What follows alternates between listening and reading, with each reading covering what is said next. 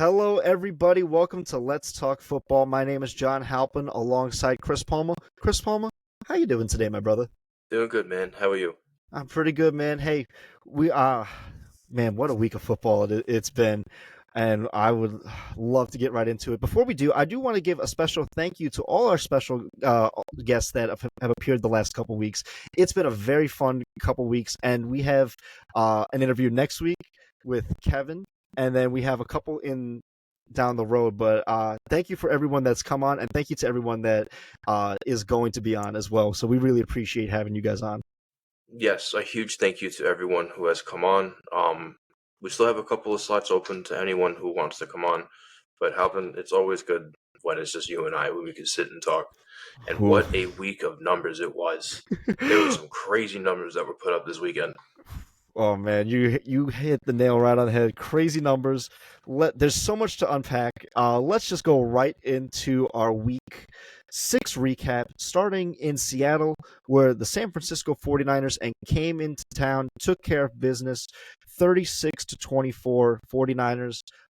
So right now the 49ers lead the NFC West. It was a strong game, but the Seahawks have done what the Seahawks have been doing for the past couple of years, where they just start to putter out in the middle of the season. That's pretty sure, what's that, their third straight loss? Yeah. Three straight. So, gotta get it together. Yeah, this is typically like where we really start to see what teams are made out of. And San Fran looks like they're still, viable contenders as always. And Brock Purdy is really taking it on his own. So good on the Niners to be sustaining and take the lead at this point in the season. Let's move to Sunday's slate of games, starting with the 9:30 game in London, the Jacksonville Jaguars and the Chicago Bears. But it was all Chicago, all Bears, 35-16. And Caleb Williams has just been progressively getting better and better each week. And I think that so far, up to this point, he has best week quarterbacking the Bears. But man, Jacksonville, that was a bad loss. That was a really bad loss by Jacksonville. Very ugly loss for Jacksonville. Nothing bad to say. Again, it was a strong win for Caleb Williams and the Bears. Keep winning games when to see if you can put 30 up against a non-dumpster fire of a team. But that was a good showing. Respect. Absolutely. The Jags will remain in London for next week's game against the Patriots. Let's move on to the Big Easy down in New Orleans, where the Tampa Bay Buccaneers came into New Orleans and put up 51 points in a win against the Saints. 51-27 was the final, but the Bucs had 3 turnovers on offense and still put up 51 points, ran for 277 rushing yards collectively. What a showing the Bucs had. If there was any time for anyone to look at the NFL and say that the Buccaneers have arrived, look at the span of games that the Buccaneers have been playing this regular season. Baker Mayfield for MVP should be a real conversation at this point in time, and Yes. that is the truth. Mm-hmm. People want to try and snub that and say, no, you got to talk about Patrick Mahomes. Sure, talk about Patrick Mahomes if you want. Look at Baker Mayfield.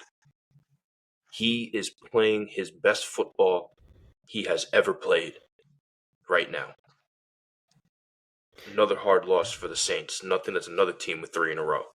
Yes, and for the Saints, this was the debut of Spencer Rattler, the rookie quarterback that they drafted he was from Oklahoma, correct, CP? Yes. Yeah. Yes, he was. Yeah, so welcome to the league, Spencer Rattler. You had a 50 burger put up on you. Sorry, pal. Sometimes there's just things you can do and things you cannot do. And unfortunately, as a rookie making his debut, you cannot answer to a 51 piece. No, absolutely. I mean, the Saints had the lead at one point. It was 27-24 for a little stretch of time, but then the Bucs just put it on them. And they just said, you had a good game, kid. But man, move it on. I am all for Baker for MVP right now. It is looking real real nice in Tampa Bay. Oh wait, I'm sorry, not for the football team, not the Florida, not the state. It's been ravaged by hurricanes, and to those affected by the hurricanes, we wish you safety. But right. But, whew, man, it is down crazy down south. Next week the Bucks play the Ravens on Monday night, and I'm looking forward to that game. Oh my The God, Ravens talk about a firefight. the Ravens are coming off a win against the Commanders, 30-23. It was a solid game. Commanders kept it really close. Jaden Daniels, hey, he is a great quarterback. Can't say anything bad against him. The Commanders played great, but Lamar and Derrick Henry, man, they are just in their groove right now. Yeah, absolutely. Derrick Henry, Offensive Player of the Week. But a good, strong outing from the Commanders. This is showing that you are really a force to be reckoned with in this league where it stands right now with just Jaden Daniels and Terry McLaurin at wide receiver. Mm-hmm. So just imagine when you get the chance to build. Oh yeah, and not all losses are created equal. There's we're Right. gonna be This is talking a good about loss. we're gonna be talking about some games that were pretty bad losses this week, but for Washington, they're still leading their division at 4-2, so there's a lot of great there's a bright future ahead in Washington. Let's move to Green Bay, where the Cardinals took on the Packers, and the Packers came away victorious 34-13. This was the game that we spoke about last week, and man, Green Bay just put on a clinic. Jordan Love with 4 touchdowns, just looking back to form. Yeah. It took no time at all for him to to get his feet wet with Green Bay again, coming off of injury. Arizona just was in just a different realm. They just are in a different realm. As scrappy as Arizona is, they have promise. Green Bay is ready to win now, and Arizona needs some pieces still, like we spoke about. Oh yeah, it's good win for the Packers. I want to give a shout out to Jaden Reed, man. He is really just emerging for that team, and he's just a really fun player to watch. But man, good win for the Packers. But hey, keep an eye on the Cardinals going forward. Let's move to Tennessee, where Joe Flacco and the Colts came away victorious 20-17. But Will Levis, man, and the Titans, they are having a rough time down there in Tennessee. Well, that's what we said going into this year, that there's almost no expectations coming from Tennessee. You got to expect a little bit more than that coming from Will Levis. Like, just a little bit more. Um, but Joe Flacco is a big veteran. He will be a Hall of Famer, so he knows how to bring a team to a victory. Mm-hmm. Absolutely. So Anthony Richardson, he I don't think he's cleared to play this week, but I think the Colts are probably just going to keep with Flacco until the wheels fall off. Right, like every team does, and he just decides to put new wheels on for the first 8 weeks of every year. Oh man. Let's move on to New England, where the Texans came into town and beat the Patriots 41-21 in Drake May's rookie debut. Um, wasn't awful. I mean, he did have a couple touchdowns, but obviously he's got to clean it up with the interceptions. He had 3 interceptions this game, and those will kill you every time. Well, yeah, that's just where, again, it's inexperience versus chemistry. Like, the Texans are ready to win, and that was a rookie debut. There's not much you can do there. Mm-hmm. Yeah. Uh, Texans they're just stacking wins and taking a lead in the AFC South. But keep an eye on the AFC South, man. The Colts and Texans. That could be a very interesting matchup when the time comes. Let's move to Philly, where the Eagles took on the Browns, and the Eagles won 20-16. Man, this was an ugly win. Again, we talk about good losses all the time, but this was an ugly win by Philly. But man, Browns, they have not even scored 20 points at any point this year. Absolutely crazy. Yeah, ugly win for Philly and an ugly showing for Nick Sirianni as a coach Mhm. on the sidelines yelling at his own fans because they are doing what fans have the right to do, and that is be critical of the team they love. So they're booing you out of the building. That means prove a better product. Don't Yeah. muddle a win because you're letting your ego get the best of you. You got nothing to prove. You won the game. Move on. Mhm. And it was not a good win by any means. It was not a good win for Philly. Like we said last week, Philly should win this game. They did. But again, we talked about quality of win. If they were to blow out the Browns, then yeah, that would have been great to see. But it was a very ugly game to watch throughout. Um, but man, that's what the Eagles are, man. They play down to their competition. What they've turned into. Exactly. Oh man, let's move to Denver, where the Chargers and Broncos met for a divisional round matchup. Chargers came away victorious 23-16. This was a very interesting game because the Chargers just like came out with the lead, and the Broncos, you kind of had the sense that they weren't going to give it up that quick because with Bo Nix, but Chargers just kind of kept the pressure on them, bend but not break. But Jim Harbaugh and the Chargers, they keep stacking wins, so good for the Chargers and Broncos. Not a bad loss whatsoever. Yeah, no, not a bad loss. The Chargers have a knack for scoring quickly and then just holding a team off. They did that a lot last year and the year before, even before Jim Harbaugh. Mm-hmm. Um, but that's also their downfall when it comes to playing a more competitive team. Is like they can score 25, but you can't stop a team from scoring 35. Mm-hmm. You can stop a new team from scoring 25, and that's what you did. So good on you. But that was like a status quo win for the Chargers, and not a bad loss for the Broncos. No, and I will say one thing that we've talked about with the Chargers before is that they have a problem. Doesn't matter who their head coach is over the years, just historically as a franchise, they cannot close games. They have So a terrible 2-minute game. they It's have atrocious. yeah, so they really it's very difficult for the Chargers, and we've talked about this time and time again. Like for as long as we've been doing the show, like the Chargers just cannot close games, but this was a game that they did close. It's not again in glamorous Brian any sense of the word, but I think that that's a good step in the right direction. I can agree with that. It's a glimpse. Gotta do Yeah, it more. absolutely. And speaking of good step in the right direction, the Pittsburgh Steelers and the Las Vegas Raiders met last week, but it was Steelers coming away victorious 32-10. That's right, 30 points from the Steelers. But First 30 piece in a while. yes, so we are going. We're gonna be talking about the Steelers and their matchup with the Jets later this episode. But man, this is what'd you think of that win, CP? This was a good shake it off game. Again, Justin Fields is just proving to be consistent, proving to put us in position to win. He is proving to be a threat with his legs. He had 2 rushing touchdowns during that game, I think. Mm-hmm. So good on the Steelers. Move forward. We're gonna talk them moving on, but good strong win, good shake it off win. Absolutely. So the Steelers and Ravens are both at 4-2 atop the AFC North. Let's move on to Carolina, where the Falcons came into town and just wanted to score some points. 38-20 was the final. Atlanta over Carolina. It seems that Andy Dalton just had that one good game, and then that was it. Panthers going to Panther. Well, this was like a showcasing for the Falcons. They wanted to prove what they can do offensively, and as competitive as you want to be in this league, the Panthers are kind of the team to do that with as of right now. Yeah. With every team. You could stat pad against the Panthers. You can go out and you can hone yourself as a team against the Carolina Panthers.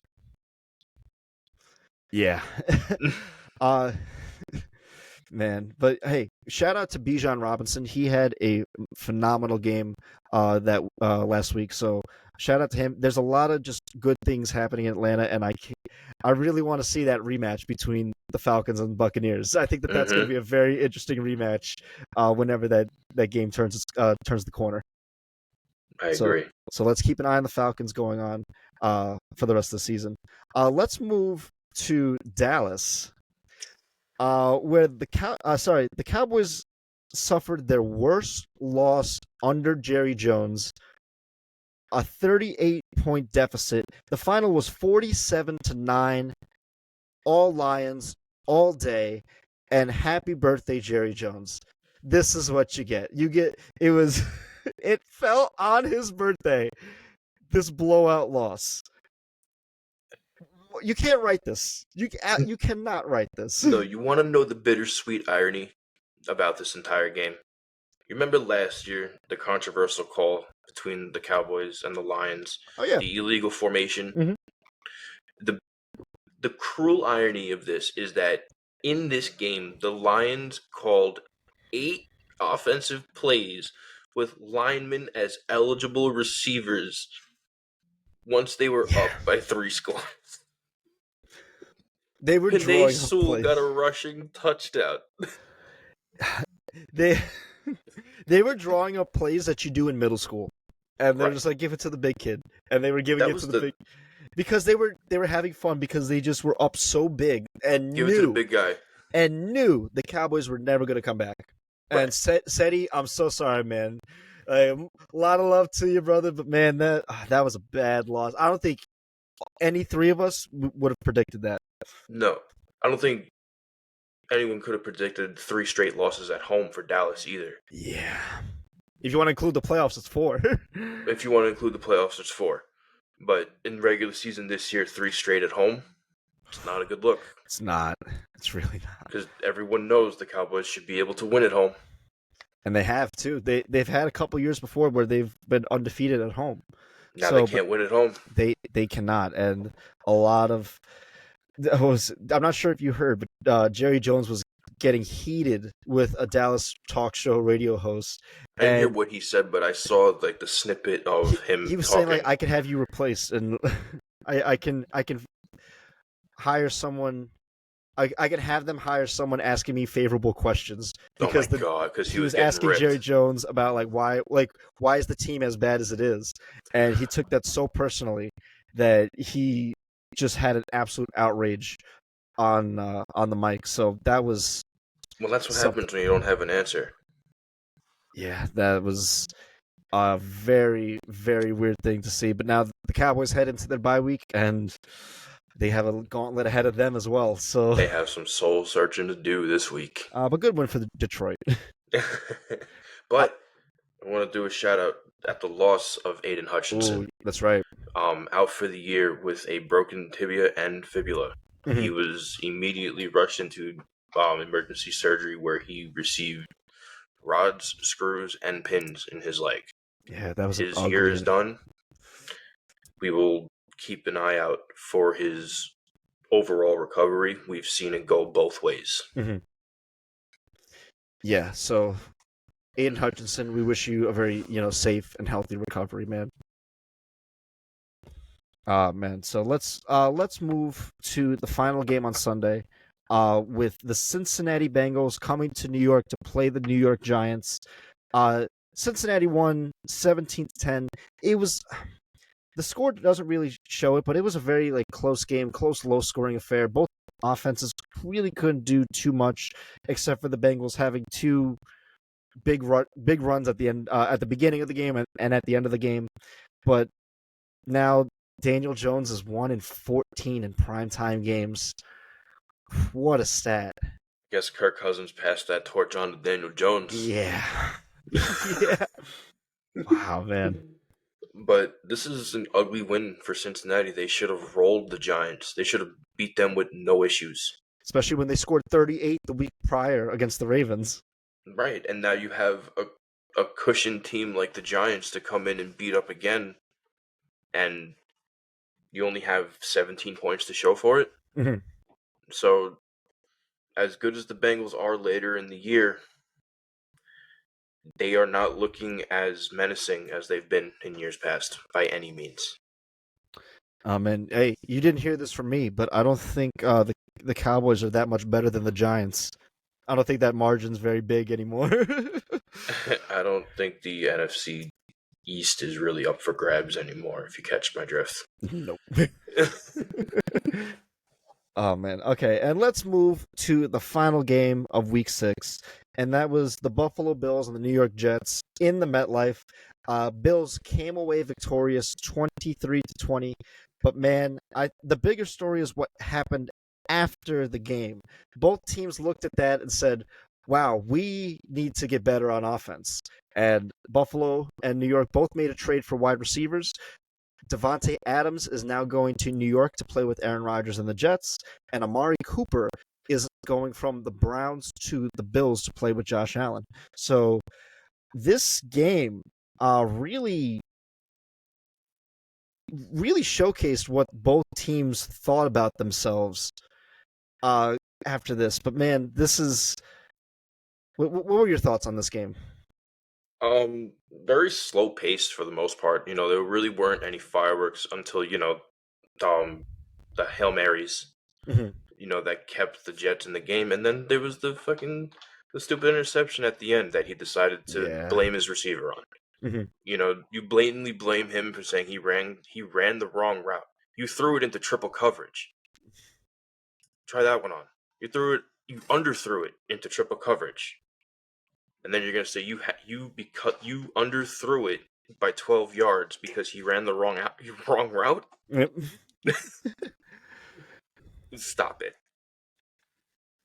Oh, man, there's a lot to unpack with the Jets, but I think that that's probably a good place to start into Week 7. Uh, Week 6 is in the books. We move right to Week 7, and so let's get right into it. Right, we full disclosure, we kind of pivoted into this game after hearing about the trade.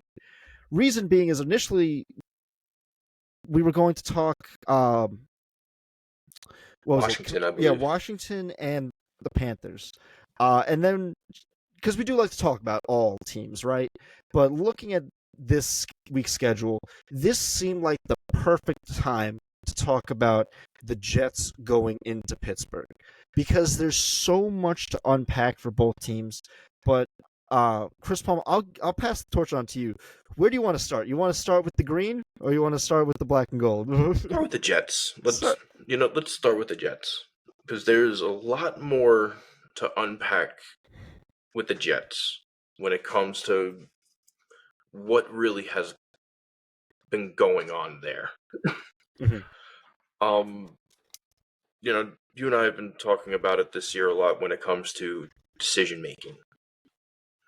And if you really want to see someone looking through the mirror at the decisions that he's made, look at Aaron Rodgers sitting on the bench being with a Jet uniform on. He is looking with such remorse on his face.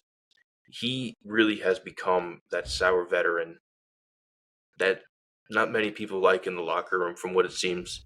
Mhm. He has the same baggage from Green Bay that he brought over. And now you're bringing Devontae Adams, which, by all means, he is a great receiver. He's capable of a 1,000-yard season. It'll help them in stats. It'll probably boost the hype train a little bit. That'll speed up the delusion. Mhm. But in terms of overall success, this was not a smart move. Picking up this caliber of a player is going to cost a lot of money. When you have more holes on the offensive line than you do at skilled positions. Because how many times has Aaron Rodgers been sacked this year? So, like you just said, week 6 is in the books. Mm-hmm. He has been sacked 16 times. As of right now, he's averaging 2.5 sacks per game. Right now, he is on pace to be sacked 43.5 times this year. For the remainder of the year, if he continues at a 2.5 sack a game rate, that is his 5th most in his career. There was a couple in his career sacks where he's been sacked 50 and 51 times. Mm-hmm. So he's right under that cusp. There's 50, 51, 49, and then 43 would be 4 or 5. Mm-hmm. He is in year 18. He cannot take 43.5 sacks this year and expect to come back next year. So where their minds were catered to the quarterback. Mm-hmm. Where they should have been protect our young running back Mm-hmm. and get an offensive lineman. You have enough talent where Aaron Rodgers should be able to produce points. Mm-hmm. If he can't, it is not on that offense. That offense is stacked with young talent. Mm-hmm. If he cannot produce, it is because the stagnation of the playbook, because of him. He does not like motions. He does not like a hard count. He calls the play. What it is what it is, and it's predictable. He has been that way for 18 years. So I don't see the overall worth in this trade, first of all. It's crazy. Let's back up real quick. And I agree with you. I do agree with you. I don't think that there's going to be much that comes from this trade because I think the Jets will not reach their lofty expectations that they set for themselves.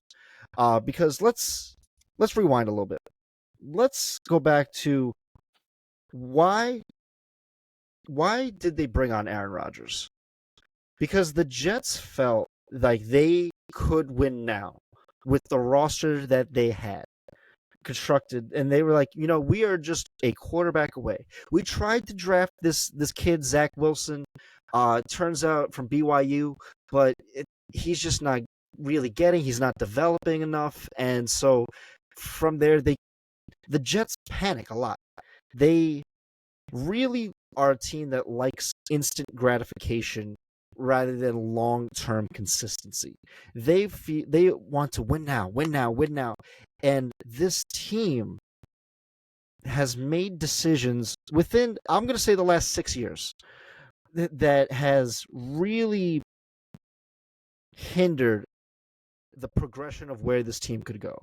And there have just been wrong decisions after wrong decisions. And there's a reason I say 6 years, because they've had their general manager, Joe Douglas, for 6 years, since 2019. So the general manager, let's take a step back. The general manager is in charge of personnel, right? He's in charge of coaching personnel and player personnel. He gets them the pieces, but they do not coach. They have to put their trust into the coach to then coach, put their trust into the players. It's a chain of trust. The owner bestows the power to the general manager, and the general manager, over time, it says, okay, I want to get my people that I want in to build the football team that is best for the city. And Joe Douglas, Jets fans are very familiar with the name Joe Douglas, by the way, and Woody Johnson, their owner. So, if I'm going to be talking a lot about ownership this episode, man. This seems to be very indicative of what's happening, because decisions made by higher ups, by owners and general managers, has a direct repercussion onto the field, onto the product that we see by the team. That's not anything new, right? I'm not giving any secret out or anything like that. That's just what it is in the nature of the business of the NFL. Okay. But with the Jets, in that 6 years, they have made a lot of bad decisions that have made a lot of people scratch their heads. You know who the first head coach was that Joe Douglas hired since becoming general manager? Adam Gase. That is correct, my friend. And I think a lot of Jets fans, and even I, blacked out those Adam Gase years in my memory bank, because those were some of the ugliest years for Jets fans. Those were some ugly years, that is for sure. And so after Adam Gase, after they got rid of Adam Gase, right, they got in Robert Saleh, defensive coordinator from San Francisco, because San Francisco was coming off, some NFC championships and a Super Bowl appearance that they lost to the first time around against the Chiefs. And so they hired Robert Saleh. Robert Saleh came in, and he's a defensive guy. And since he's coming here, the Jets have been a very viable defense, even so far this year. So through the first 6 games, and obviously, he wasn't head coach for the last game, but I'll still include the stats in here. The Jets have, what was it, 20 sacks, 2 interceptions, and 20 sacks so far this year. That is hellacious, man. That's so great to see from a defense. It's their offense that has struggled because being a defensive guy and taking care of that side of the ball, right? You have the Williams brothers, you have C.J. Mosley, you have Sauce Gardner, you have Chuck Clark in the backfield. They've made good decisions that have made their defense and that side of the ball very good. Their offense, they have whiffed after whiffed, and I think that them losing faith in Zach Wilson, they became desperate to then just get like a quarterback that they thought that they could plug and play. Enter Aaron Rodgers, who sells them a bill of goods where he's like, "Oh, I'm Aaron Rodgers. That trophy's looking awfully lonely in there," and really hinting at success with the Jets. Now, let's keep in mind the Jets have not made a playoff appearance in 14 years. They have not made. In a minute. That's the longest drought for an appearance by any team in the NFL right now. So I think with Rodgers coming in, the more delusional fans would give you they're going to the Super Bowl, because realistically that was not going to happen. Let's be very honest, that was not going to happen. But a playoff appearance, that seemed a little bit more realistic. And so Woody Johnson and Joe Douglas put their trust into Aaron Rodgers more than they put their trust into Robert Saleh. And that's why Robert Saleh is no longer there. He's not the head coach anymore. You have Jeff Ulbrich, the defensive coordinator, now the interim head coach. Yeah. And so no stable team is firing their head coach midseason. The Chiefs are not going to fire Andy Reid midseason, right? The Steelers aren't going to fire Mike Tomlin.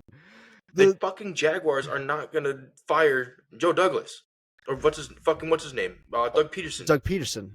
They're not going to fucking fire him. They do that. Teams do that when they're desperate. Correct. When they feel like a change needs to be made. And for the Jets, the change that needs to be made is you need a time machine to go back in time to prevent you from getting Aaron Rodgers. Because where it stands right now, whatever happens from this point on to the end of the season is at the feet of Aaron Rodgers. And when we've talked about the Jets initially, I was never a big Robert Saleh fan. I did not think that he should have been head coach of the Jets, but you shouldn't have fired him midseason because he took care of the defense and that side of the ball. Because when anyone thinks of the Jets, especially here in New York, they rave about that defense, right? And that was taken care of. It's their offense that has failed them. And their offense is at the feet of Aaron Rodgers because the Jets have given them. Woody Johnson and Joe Douglas has given Aaron Rodgers exactly what he's wanted. And you're still a 2-4 football team. And it does not look good going forward because there are just better teams out there that, especially in the AFC, it's very hard with how deep the AFC is. So now the Jets are really trying to just salvage this season. And because this might be Aaron Rodgers' last year, he could choose to say, I will be back for one more year. But he's not going to, because for the last couple of years in Green Bay, and that's why they've really given him the side eye and the boot to the door, because he's been dancing around retirement for so long. And it's like, well, are you going to commit or are you not going to commit? Because we want to be a stable organization. And when Aaron Rodgers is indecisive, it can lead to instability throughout the organization. So right now, there are some good things going for the Jets. Again, their defense is good. I like the stats that I have in front of me for that defense. It's that offense that's very lackluster, and it was showcased on Monday night that the Jets will just go as far as Aaron Rodgers is going to take them, and we just have to kind of hold on to that ride. You see, the Jets are hanging on to a memory of Aaron Rodgers. Mm-hmm. They're not even hanging on to the Aaron Rodgers that is. They're hanging on to the Aaron Rodgers who came who came in to prove to Brett Favre that he can bring Green Bay to be a subtle franchise. That is not the Aaron Rodgers today. Mhm. The Aaron Rodgers today, he makes demands, he overpromises unrealistic greatness, Mhm. and that's probably under the table what he was doing to Green Bay. He goes, "Oh, I'm going to bring another championship." When? Mhm. When? You've They've been gotten saying this for close. years now. We've gotten close, but you still haven't brought us there.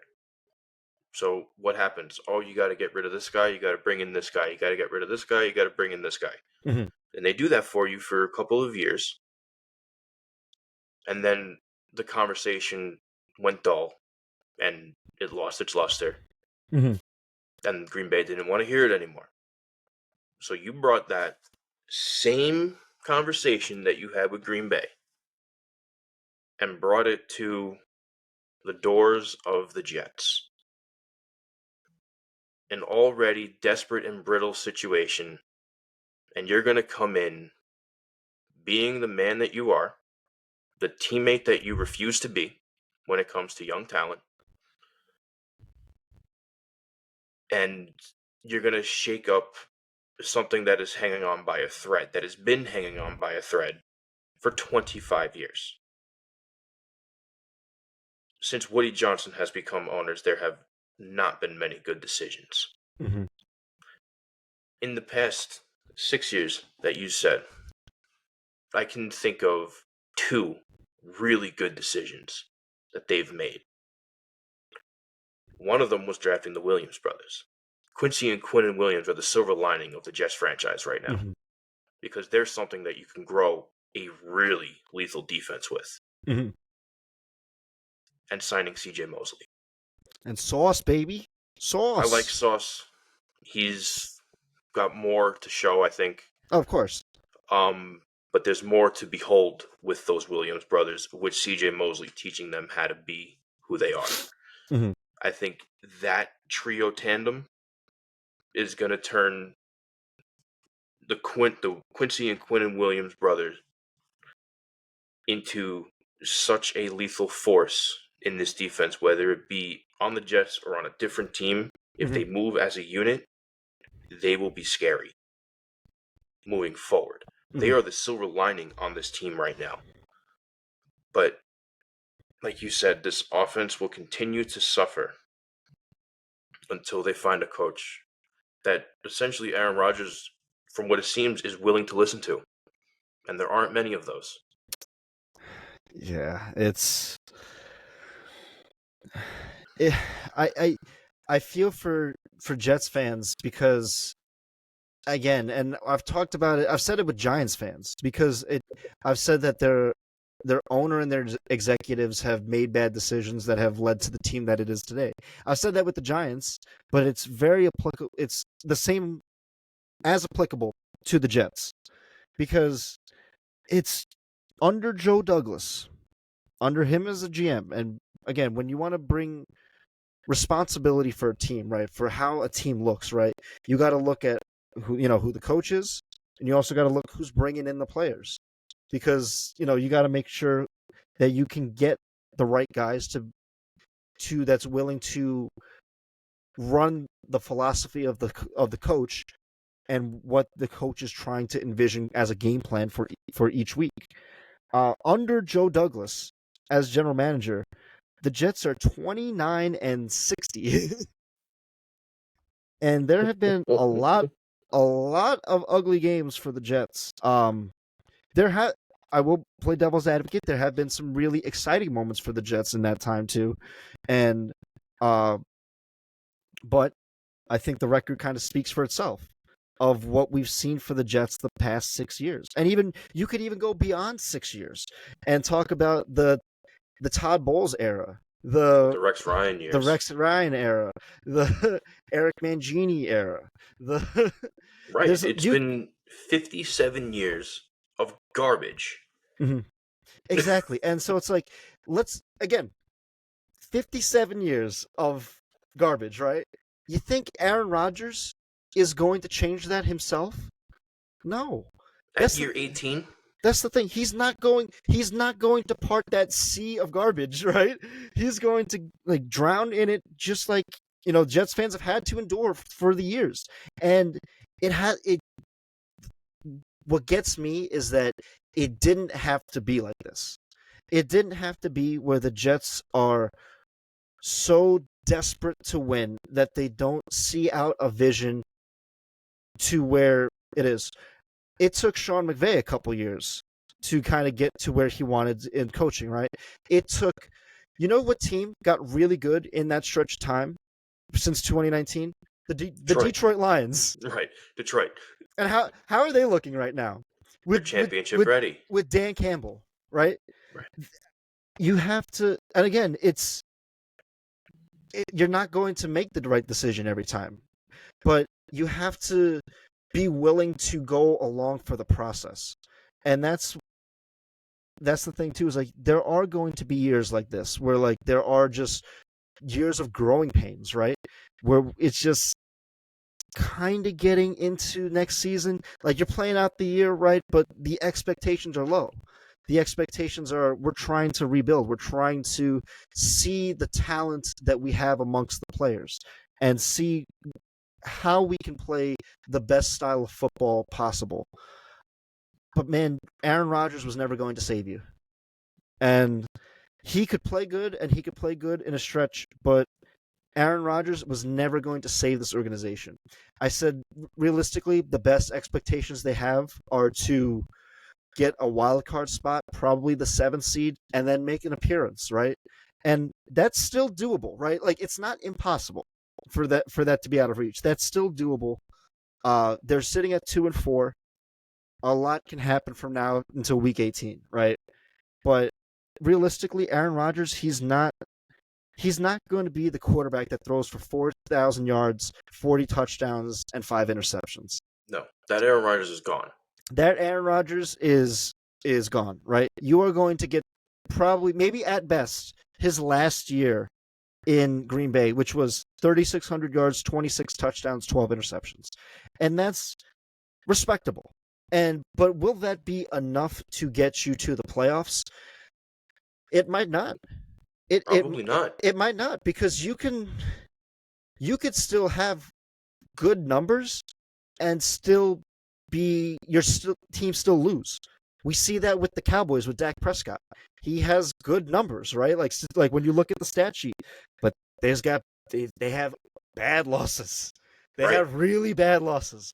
And that's the thing with the Jets. It's like, it's not, if Aaron was playing even mediocre, the Jets would be 4-2 right now instead of 2-4. I can't help but agree with you, but it's like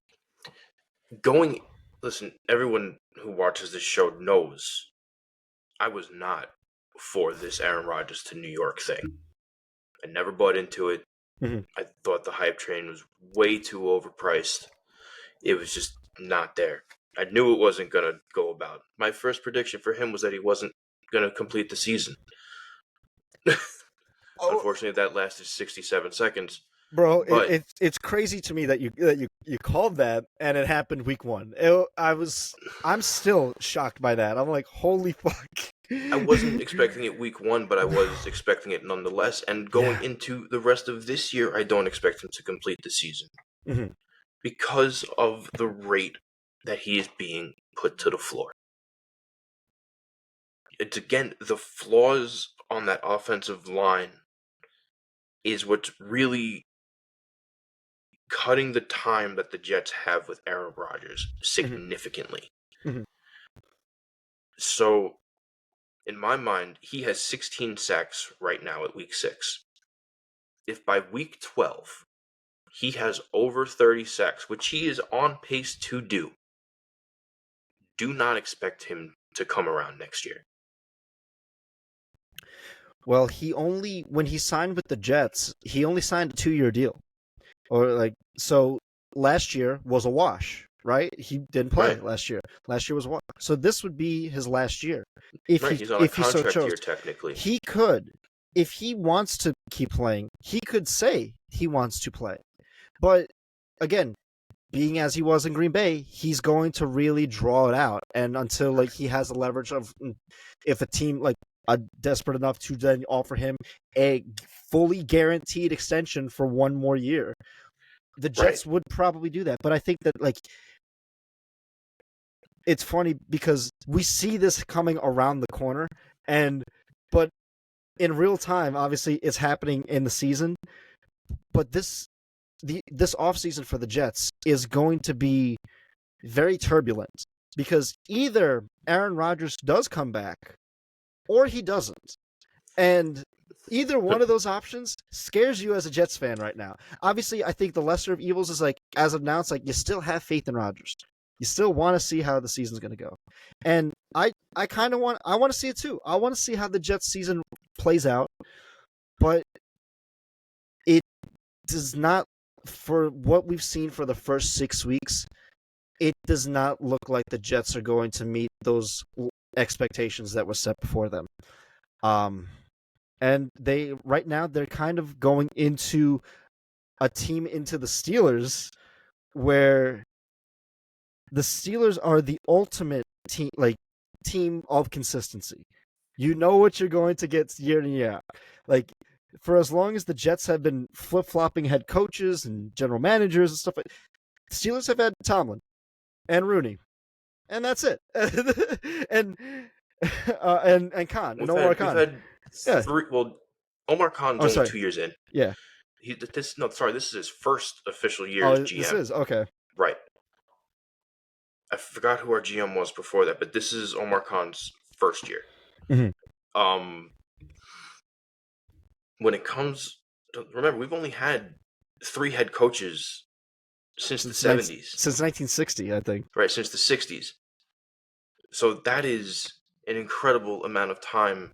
You want to see a brittle franchise, you look at New York, you want to see voted one of the most stable franchises in professional sports of all time. It Mhm. is the Pittsburgh Steelers with the Rooneys. The Rooney family and the Rooney Foundation has trickled down to Mike Tomlin.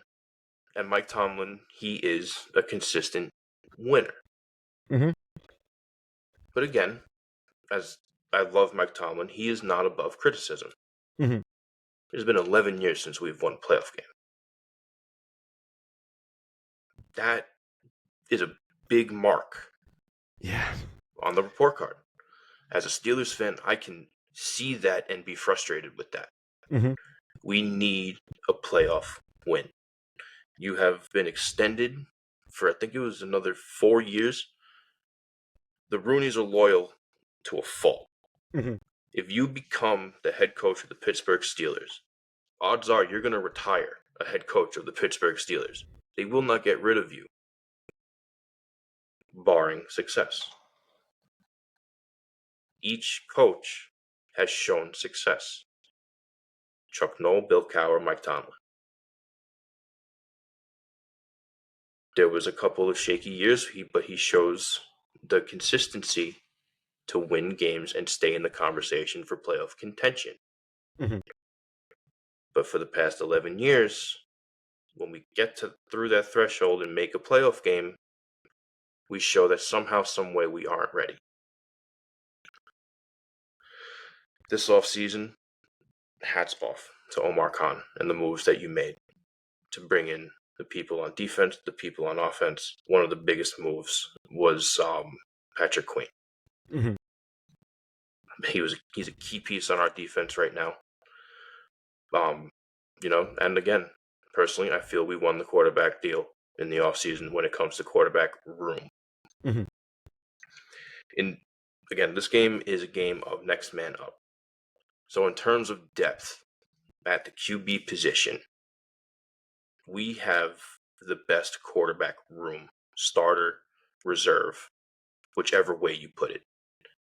There's people who watch their team every week and don't know the name of their backups. Mhm. We have 2 household names in the quarterback position. And there has been word that Russell Wilson is now taking reps with the first team. I understand that he has a chance to start this week against the Jets, Russell Wilson, I do feel that Justin Fields has earned the right to stay the starter. Mm-hmm.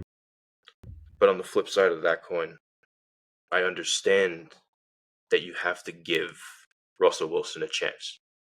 It's a race for a contract, and you let one go and see what he can do. He produced 4 wins, 1,000 yards, 5 touchdowns, and 1 interception. You're not getting sacked much. You have a good cohesive unit when it comes to the offensive line. There's some fundamental problems with there when it comes to the offside penalties and whatnot. That comes to discipline up front.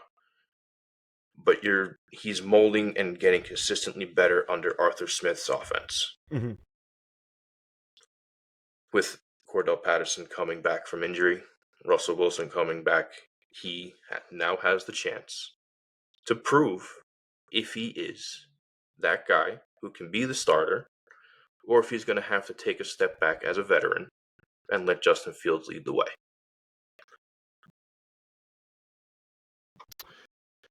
Yeah, it's weird that Mike Tomlin is really, as of today, giving Russell Wilson first team reps. It's very interesting that he wants to do it this week because on his own admission, he said that he's had good quarterback play, not great quarterback play. But to your point, I do think Justin Fields has been good to get a to keep that starting job in Pittsburgh. He has over 1,000 yards passing, 66 completion percentage. That could be a little higher. 5 touchdowns passing to 1 interception, and he's been rushing for 231 yards and 5 touchdowns. And you can't ask for that. And you're 4-2. I'm like, that's pretty solid, right? I think a lot of teams in this league would really they would cherish that. They would really appreciate that for not only beat the record, but also again just like the consistency of what the Steelers are. Let's be honest, would the Jets love the consistency of the Steelers, like having Mike Tomlin for a head coach for X number of years and just knowing and having a team identity, right?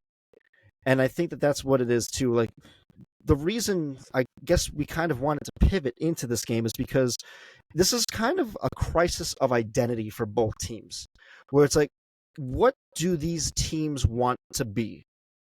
And what are they actually? The Jets want to be the Steelers. They want to be a team that consistently makes the playoffs, right?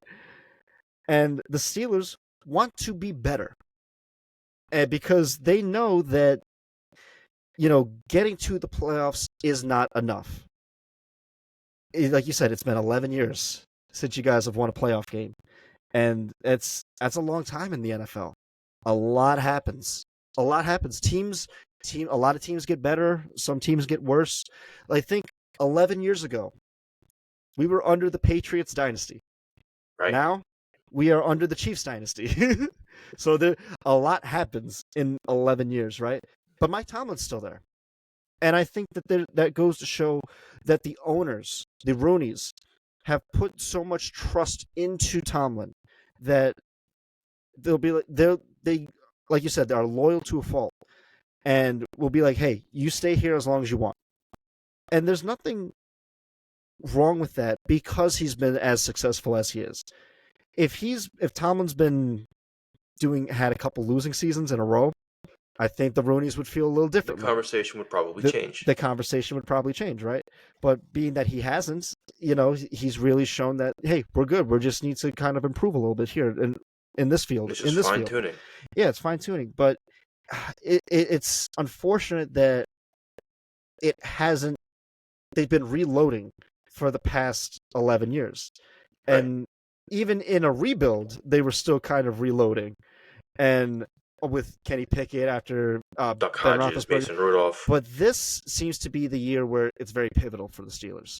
And this seems to be the game where it's very pivotal for the Steelers. This is Sunday night primetime. This is all eyes on these two teams right now.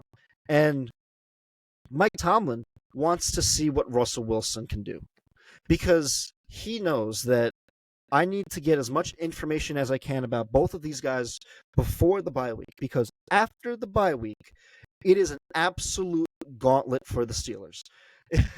They play Washington, the Ravens, Browns, Bengals, Browns. Throw in the Texans in there. Throw in the Chiefs in there, on Christmas Day, and the Eagles, and then close it off with the Ravens and Bengals. And that is an absolute gauntlet. And by that point in time, if you're going into those matchups week in and week out, right? You need to know who you are. And you need to know where your strengths lie and what your team is capable of doing and what your team is not capable of doing. And right now, Mike Tomlin wants to see his team be better on offense. Because 30 points against the Raiders, that's good, right? But it's against the Raiders. It would be a little bit more impressive if the Steelers put up 30 against that Jets defense. Because that defense is still good. They're still very good. So if Russell Wilson is starting, I think that Tomlin wants quality wins. He has a standard for excellence. And so he's seen in the last couple of years a lot of mediocre football coming from his own team. And he's been very over it. And he's very quick to admit it too. He's blunt, he's honest, he's not going to sugarcoat it. He knows that his teams can be better. And I think that he just wants to really get as much information as he can. And this is really putting the feet to the fire at this point for Russell Wilson. It's like, hey, look, if you want to be a starter, prove it. Prove it. Put up 30 points and you will be the talk of the town for the next week. There will be sports shows that would not stop talking about, is Russell Wilson back? And this could be a pivotal point for the Steelers, for Russell Wilson himself, for Justin Fields himself, whomever starts. Tomlin could just be playing with us because he started Justin Fields at the beginning of last week. Hello, everybody. Welcome to Let's Talk Football. We had some technical issues, so our first video was kind of cut. Our first recording was cut due to internet connection, but we are back, and we just kind of want to pick up where we left off because we're still unpacking this Jets-Steelers matchup real quick. I believe we left off where I was saying that this is kind of like a identity crisis for both teams to kind of see if these teams are what we think they are, or what they want to be, right? I think I also mentioned that the Jets would love the consistency of the Steelers organization, right? But the Steelers want to be better. Tomlin wants to be better. He has a standard of excellence. So okay, now I'm kind of retracing my steps where we left off. Now. Here we go. But man, this is going to be a very, very interesting game to see it because to see. The offenses are going to be challenged. Both offenses are going to be challenged, right? The Jets offense has that vaunting Steelers defense with TJ Watt breathing down Aaron Rodgers' neck. You know he's going to want a piece of him. And then you also have, let's say it's Russell Wilson at this point in time. I'll say it's Justin Fields. I'll say Justin Fields because we have seen Tomlin go in or try to give a certain perception to reporters and give a certain narrative, and then only for him to kind of make a split-second decision and sweep the rug. Because prior to the weekend before week one, we were expecting Russell Wilson to start week one. And then he's like, nope, Justin Fields is going to start. Well, but that was due to an injury. That was due to a hip. Due to injury, That was a hamstring injury. So, yeah. But to your point with TJ Watt, Alex Highsmith is returning to practice this week. Full practice, could start Sunday. And DeMonte Casey, he could find his way back onto the field too. And if that happens, our defense is officially at full strength. Yeah. That again, the Jets are going to have a tough time against that Steelers defense, especially if those guys are coming back, right? Especially if they're coming back. And the Steelers offense, even if it's Russell Wilson or Justin Fields, against that Jets defense, that is going to be a very tall order. as well. Yeah, I agree with that wholeheartedly. More so because of um, the injury we took a couple weeks ago to our left guard. Hmm. That one hurts. Isaac Samalo coming back, it helps. Um, but the issue is Broderick Jones at right tackle. As good as he is of an athlete, he is a huge human. He belongs at left guard. That is his position. Being moved to right tackle is getting him all out of whack. During the Raiders games, there's a couple of points where you can actually point at where he is missing blocking assignments simply because he's not fast enough to be an outside lineman. Hmm. He wasn't fast enough to keep up with Max Crosby. Quinnen Williams is going to be a menace for this guy. An absolute menace. And then you have Quincy Williams, his brother, Hmm. who's stacking the box. And the Jets, again, they're the silver lining. And so they have a package where the two of them are on the field, one directly behind the other. And it differentiates which gap they are in. And then they run stunts, they run hitches, they both run through the same gap. And the both of them as a tandem are dangerous. If they line up on Broderick Jones's outside shoulder without an extra man there, our rookie tight end Pruitt's coming back too in practice. Throw Darnell Washington down there for an extra hand. Throw Pruitt in there. Throw Fryermuth. He's going to need help fighting off those two. Hmm. Yeah, that it's going to be such a great matchup to see on both sides. But man, the Williams brothers, they're just a great duo together. But man, that the Jets defensive line, that's been a very good silver lining for them these last couple of years because they can always establish pressure. They're big guys, they're smart guys too, and they can really establish pressure and make it difficult and make the quarterback for the opposing team very uncomfortable as the game goes on. So it's just the defense can do their part, right? There are times where they are going to struggle, but for the most part, like the Jets defense has been very consistent throughout at least under Robert Saleh's tenure, and obviously this is still kind of Saleh's guys essentially, but it's on offense. I'm very interested to see Aaron Rodgers going against that Steelers defense, man. That is going to be really, really tall. And this is in Pittsburgh, too. So in Pittsburgh, in prime time. In Pittsburgh, in prime time. And this is, again, a crisis of identity for both teams. This is really the turning point to see where these teams are going to be for the rest of the year. But CP, who do you want? Do you want Fields to stay and keep starting? Or do you want to kind of at least see what Russell Wilson's got? Because I think you guys don't you guys have the Giants next week after? You have the Giants and then your bye week. Yeah, that's right. Yes. So I want to see a succeeding offense. Mm-hmm. And that's what I've seen so far this year. 2 games above 500. We're doing well in the turnover ratio. Justin Fields still has a little bit of developing to do when it comes to his progression reading. He's getting the ball out a lot faster than he was in the preseason. Mm-hmm. He's more comfortable than he's ever been behind an offensive line.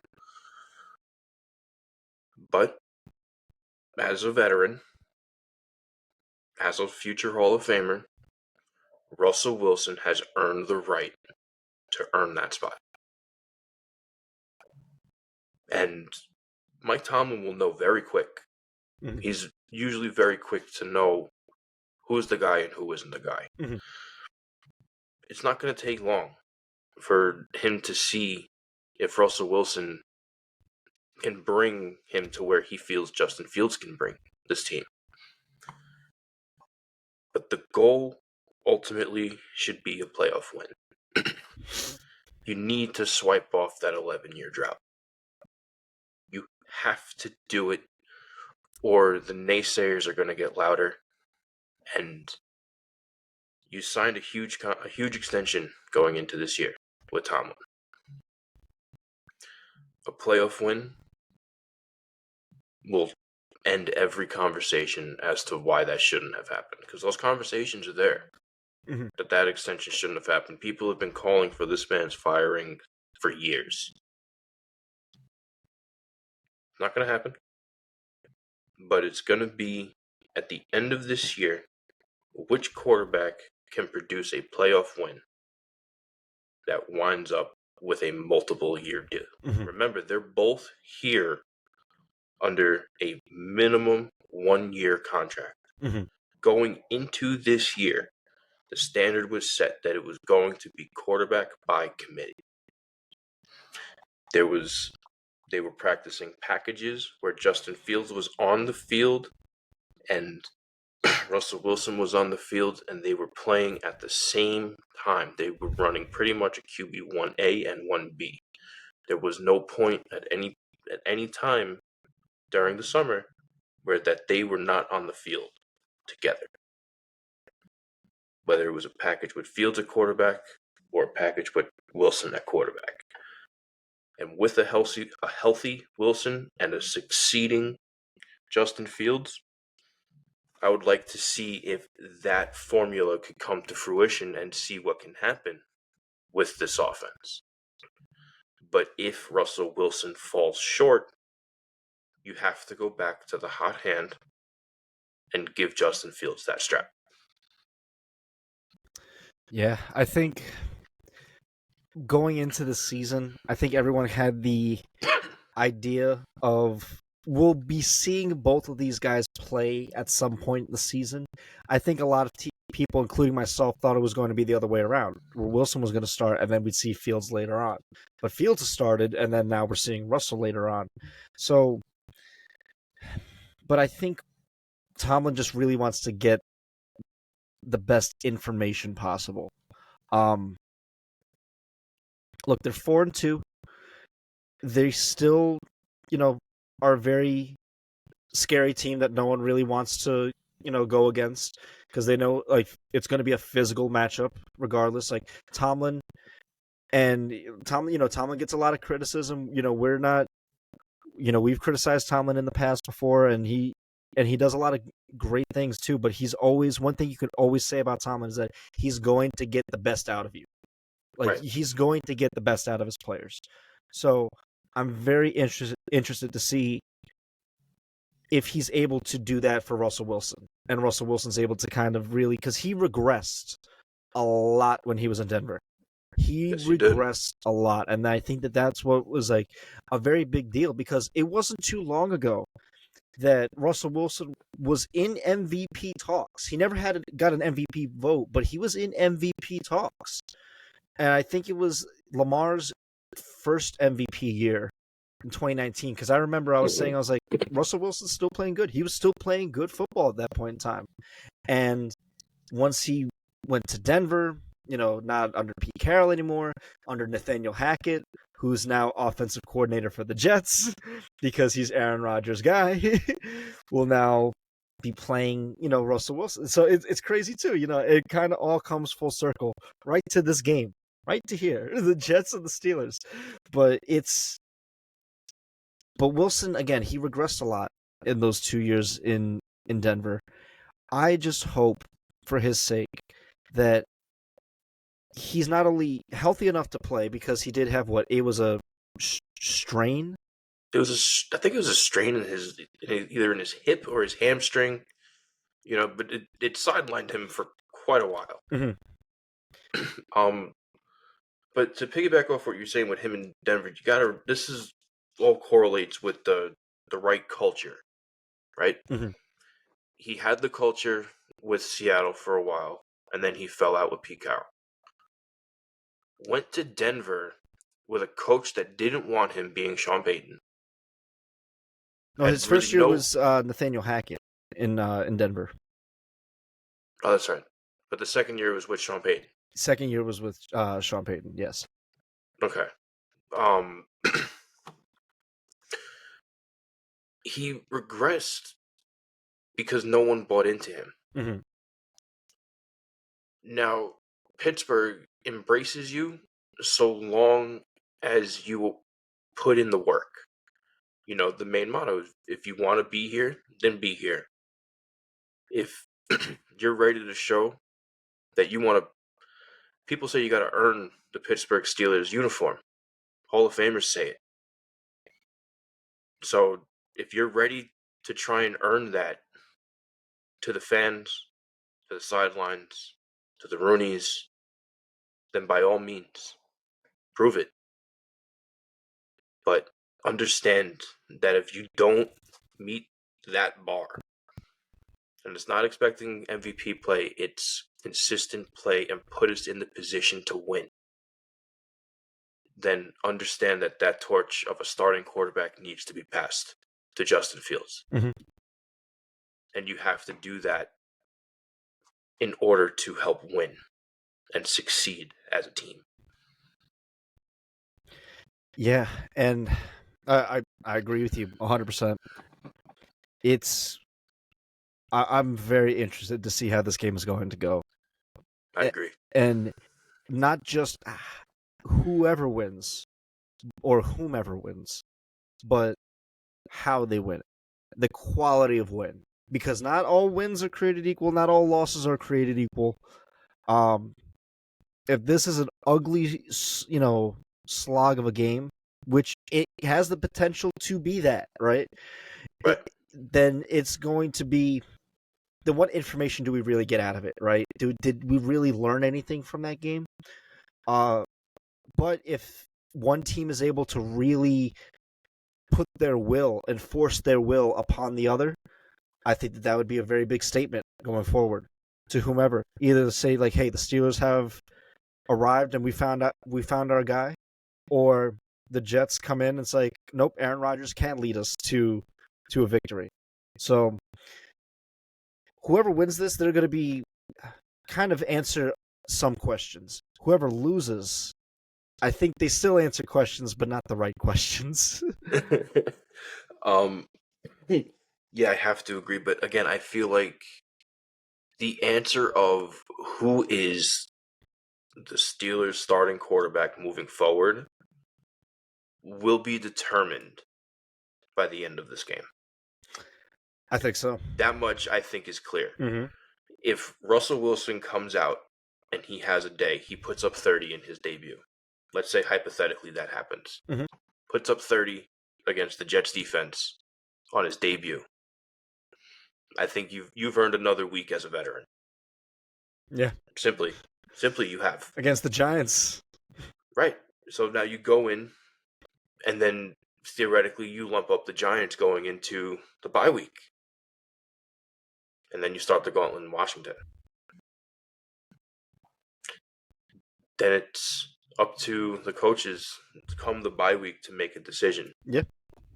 You have 2 weeks to answer the production that Justin Fields has brought. Mm-hmm. If you can bring, let's say in those 2 games, you can bring us 4 touchdowns, no interceptions, and a 30-point game. I'd say you earned your spot as a starter veteran going into post-bye week. Mm-hmm. But if you don't bring at least that, if you start throwing it crazy interceptions, 4 or 5 interceptions in 2 weeks, 2 touchdowns, low yardage games, and can't even move the ball. Times, can't move the ball, multiple 3-and-outs. It'll only take playing this defense to see which Russell Wilson we have. Mm-hmm. I feel. That's the thing, though, is everything will reveal itself in the game. And that's the thing, too. That's just how it's been in the NFL. Everything that we need to know will be revealed by playing the game. And Right. so this is going to be a great game to watch, and I'm really excited for this one. Yeah, me too. I was gonna say, do you have any final thoughts on this one? Um, just keep your head up because depending on the Russell Wilson that comes out, there could be some fireworks from this offense. Absolutely. It's funny, CP, with even our connection interruption, we still spent at least 50 minutes. Another We spent right. in total 50 minutes talking about this one game right here, which is Yeah. absolutely crazy to think about. Said there was some drawers to open. There were a lot of drawers to open, man. There was a lot of drawers to open, but if you've been watching the show, you know how we like to do. We like to talk about everything too. We also like to talk about teams that we haven't talked about before. This was the first time that we talked about the Steelers this year. I know it took us a little while to get to the Steelers, but Because I feel like we're going to be talking more about them once that gauntlet oh hits. yeah, oh yeah. Like we'll talk about every team in the league, but we will come back to certain teams. We came back to the Jets, and we will be coming back to the Jets later on in the year because we have an interview with the Jets fans, so that'll be fun. But we do like to talk about teams that we haven't talked about yet so far this year. And we actually haven't talked about these two teams, the Raiders and the Rams, playing this week. This was going to be a very interesting game. And CP, you mind if I start this one? Go for it, my dude. Okay, because I there's something that kind of clicked for me when I was looking at it. So I want to look at the Rams real quick. Go ahead. The Rams are 1-4. They are. Do I was gonna say because I They don't are think we struggling realize this year. how bad the Rams have looked this year, and they have looked bad. I mean, we know their offense is injured. Cooper Kupp and Puka Nacua got injured in the first week. That ain't it. It was bad. Cooper Kupp, he might be returning later on in the season. I don't know. I haven't read the reports yet, but he might come back. I think Puka's just going to out indefinitely. They still have Kyron Williams, but man, like it's really Matt Stafford just trying to make do with what they have. They have Tutu Atwell as their number one wide receiver at the moment.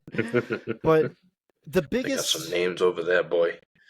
But the biggest thing that I'm seeing is okay, look at the scores. Look at how much the defense is giving up every game. So far the Rams defense has given up 26, 41, 24, 24, and 24. So your defense is consistently giving up a good amount of points every week, right? 13 touchdowns or more. Yeah. So, and again, first year without Aaron Donald. I don't think that's a coincidence. The defense has really struggled this year, but I was thinking about ownership, and Right. with the Rams' ownership, this is actually the time of reckoning for the Rams, because the Rams, they basically wanted to do what the Jets did, or sorry, the Jets wanted to do what the Rams did, which is trade for a quarterback. You get your franchise guy, he's an instant fit, and then he goes and wins you a Super Bowl for that instant gratification, right? And the Rams did that because they built that team with Sean McVay, and then they had that trade with Jared Goff and Matt Stafford. And first year in the Rams system, they won a Super Bowl. And they did that by also trading away for first-round draft picks as well. They were willing to forego a lot of their future for a lot of the now. But that now was 5 years ago. Like 4 or 5 years With a ago. lot of big contracts. Yeah. So they spent a lot and they got a lot for it too. You got a Super Bowl, which is not a lot of teams. Like it's hard to win a Super Bowl, so it's great that they did that. You had a prolific Hall of Fame career for Aaron Donald, like while still being in St. Louis and transitioning into LA, like having a Hall of Fame guy like make that move for a very historic team. That's great to see. But the time has come, and they have really, again, sold their soul for that instant gratification of 4 or 5 years ago, and it comes due this year because that defense. Let's be honest. are we really surprised on how bad that defense looks when it's like you've barely had first round draft picks for the last couple years, and you only waited now to have to draft Aaron Donald's replacement, and a lot of veteran players have come and gone too. So it's a lot of young guys out there. It's who's leading the tackles out there for the Rams? And Quentin Lake, number 37, safety. And CP, what do we say typically when a safety is leading the team in tackles? that hurts my soul. It means they have no rush up front. They have no box. If your secondary is leading in tackles, that is a problem. Mm-hmm. That is one of the main problems. And I agree with you wholeheartedly. I don't think you and I kind of expected, I guess, some blowback after Aaron Donald retired from that defense, right? I didn't think it'd be this bad, though. That's what I was about to say. I don't think anybody expected it to be like that. I understand he's a one-of-a-kind Hall of Fame player. 10 years, 10 Pro Bowls, and a Super Bowl. Unbelievable player. Hall of Fame, first ballot for sure. We've seen teams feel absences. This is like a debilitating absence for this team. He was the heart and soul of the LA Rams. And it shows on both sides of the ball. Oh, yeah. It shows on both sides of the ball. The entire energy has shifted for the LA Rams. They have no run game anymore. Matt Stafford is throwing to no one, and they have no pass rush, and their box is empty. And now they're a bunch of... Go ahead. He's been sacked 16 times. So they lost their alignment, but that's also still feeling the blowback from their Hall of Fame center retiring after the Super Bowl. They've been feeling that for years. That's been on a consistent downhill. Has been their offensive line. Oh wait, are you talking about Andrew Whitworth? Yes. Okay, he was. I thought that was his name. Yeah, he was tackle, if I'm not mistaken. But even still, like, okay. Hall of Fame lineman. A Hall of Fame tackle, absolutely. Right. So the absence of that is still being felt. The absence of these players is cutting the Rams at the throat. And Sean again, like you said, they sold their souls for the Super Bowl with the high-priced contracts that they made when they won. You're seeing the other side of that in San Francisco as we speak right now. They're about to hit what the LA Rams have. They have a bunch of expensive contracts on the way, and they can't afford everybody. And that's what the Rams are at now. Yep. From those expensive contracts, they no longer can afford anybody, and they didn't do their diligence as management to fill up on draft stock, to fill the holes and find the people you need. So now they're locked in on these young journeymen who are athletic and ready to play. But they just don't hold up to the caliber of play that we are used to from the LA Rams from years past. And that is a huge hit that I don't think anyone saw coming. Yeah, I think to build off that, right? I think it really goes to show it's like don't take advantage of greatness, right? Because of how great a player is, you see the valley of their talent and the impact a certain player has compared to the second best person on the team, right? Right. Because your team is so dependent on this person's greatness that the other team has gotten, like the rest of the team has gotten by with being fine. When the Rams won that Super Bowl, they had Von Miller on the other side, right? So it was Aaron Donald and Von Miller, right? But their secondary, and they had Jalen Ramsey at cornerback, right? So they was getting toasted all year, if I'm not mistaken. Right? Yeah. But they didn't have, their defense wasn't special throughout the year. It wasn't a particularly special defense. No, it was Aaron Donald. Exactly, but they got it done, though. And in the final drive, who was the man that had the final play and sacked Joe Burrow, sacked Joe Burrow, and that was Aaron Donald. I mean, you couldn't have written it any better if you were a Rams fan. I mean, for the Bengals, fuck you guys, but that's the thing though, is like how great these great players are. Sometimes we take advantage of just how much they separate themselves from even their own teammates too. But man, like you said, the line is giving up these sacks.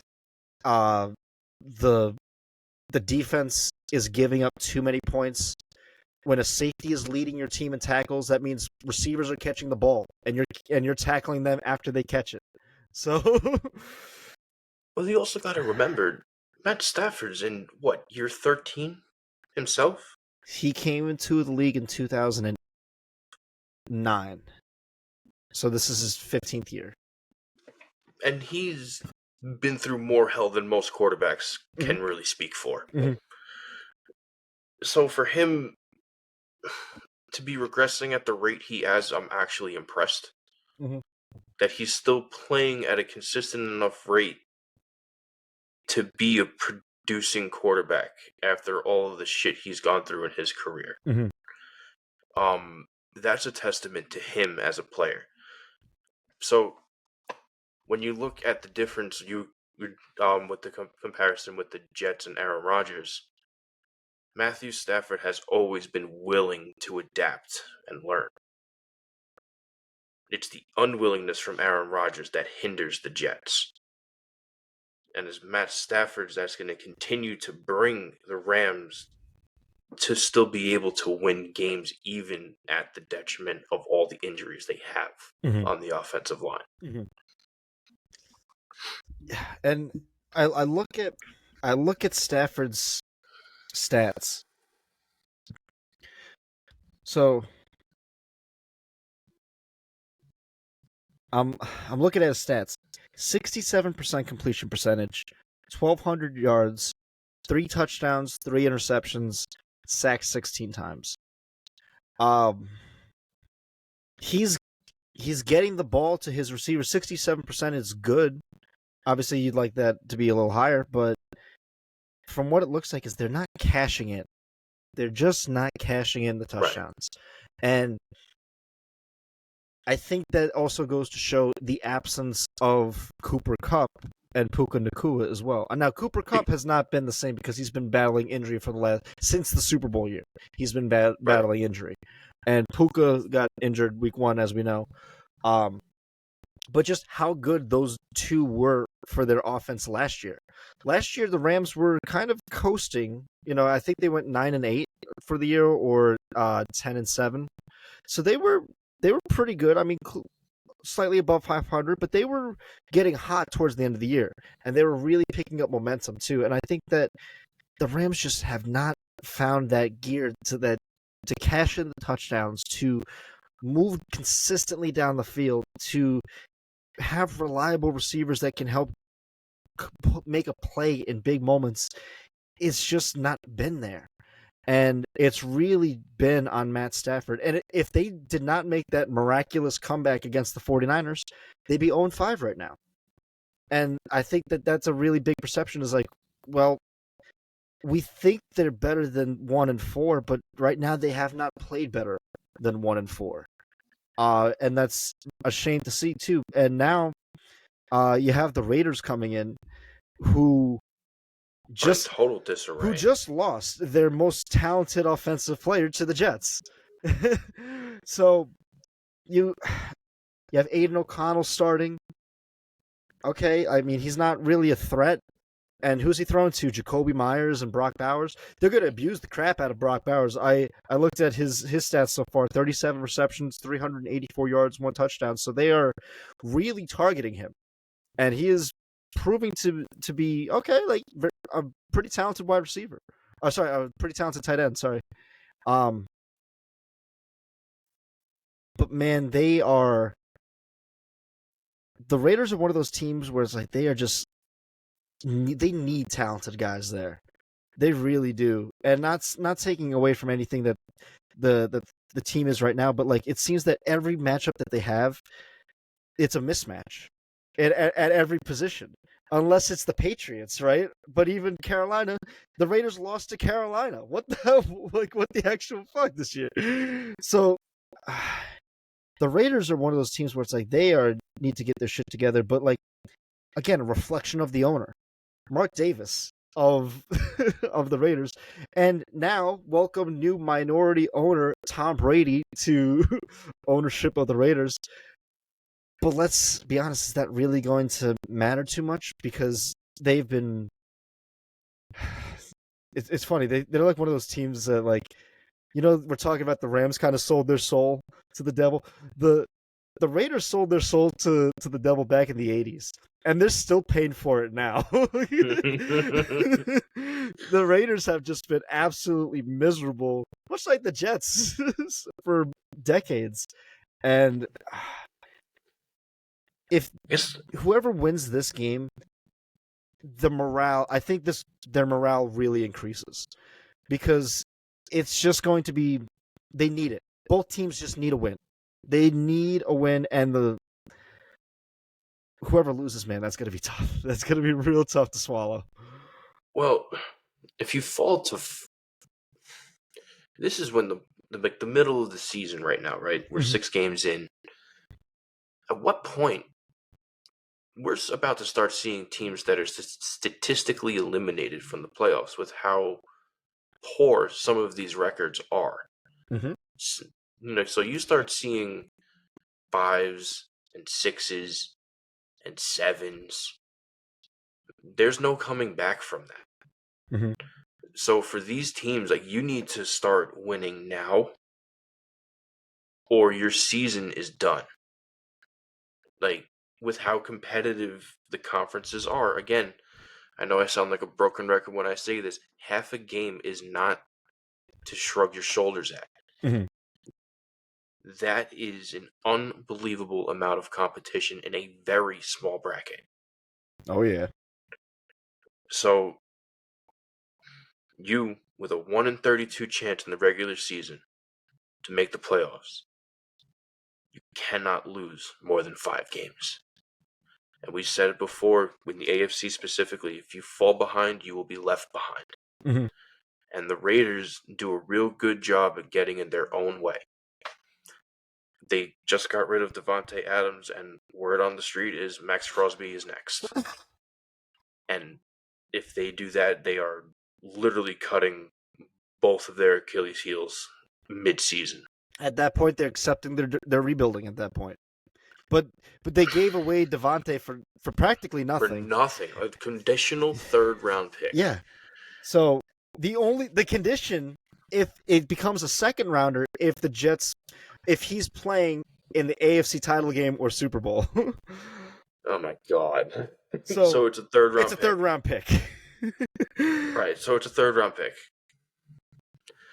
Oh my God. And then if they get rid of the one saving grace that is on the Raiders, that is Max Crosby. Yeah, man. The past couple of years, he has been a top 5 to a top 10 pass rusher in the league, and it's not close. He bullies people. He bullied Broderick Jones. He made Broderick Jones look silly at multiple points. If he is to go somewhere else, I feel good for him. That is one of the most foolish moves I've ever seen from a franchise in all time. Similar to the Khalil Mack let go from Chicago. Yeah. Oh my God. I mean, it would run in the same vein. Look, Raiders, if you're going to rebuild, get something out of these players. Get draft picks. And that's the thing, too. Capital, something. Everyone in the league understands the value of draft picks. That's how your team gets better. That's how you by getting good players to be on your team. You get them through college. There's a lot of good players in college. And the ones that are really special, they'll prove it in the league. And we see it too. Look, most of these guys are came from college. Some of them are undrafted players, but most of these guys have been playing in college, and the reason that they're on these teams is because the teams drafted them and they want them to be there. And it's like the Steelers drafted T.J. Watt, and so he's been the absolute anchor to that team since he's been there. Bless you. Lost it. Bless you. I think with the Raiders, it's so look, the Rams can't stop teams from scoring, but the Raiders can't score points. So yeah, yes. CP, I'm like, That is so valid. the best game the Raiders had was when they upset us in week 2. That was You're right. Yes, that was the best game that they had. Because they also did win against the Browns, so they have 2 wins in the AFC North. Okay, not bad. Browns are gonna Brown, but you beat us. Okay, Browns are 1-5. but let me tell you. So let's not. Yeah, but let me tell you their offensive output week by week. Week 1, the Raiders scored 10 points. Week 2, they scored 26. Week 3, against the Panthers, they lost, and they only scored 22 points. They scored 20 points against the Browns, scored 18 against the Broncos, and 13 against the Steelers. They can't score points because they got rid of all their good guys. The Josh Jacobs, he's playing in the Packers right now.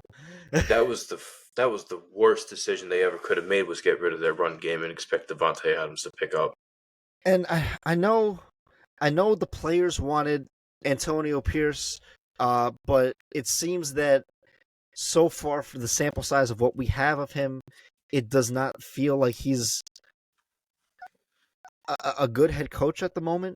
And I know the players really wanted him and they wanted to play for him, but you got to get a better coaching personnel in there. You need a fresh set of ears for all. Like, if you're already going to rebuild, right? If the intention is to basically clean house, then wouldn't you want a new staff to kind of operate it? You could still have Antonio Pierce in the building and maybe as an OC or DC, but I mean, what side of the ball is really good for the Raiders right now?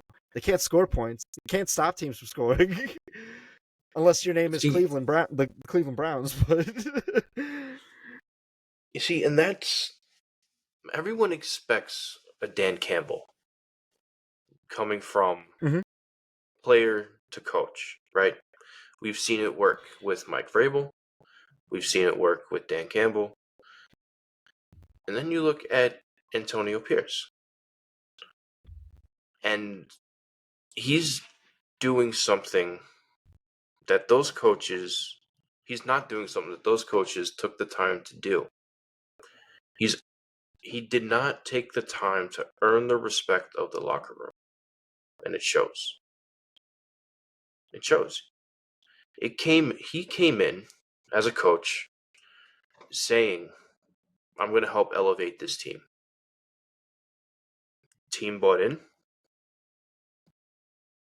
What are you doing to help elevate this locker room?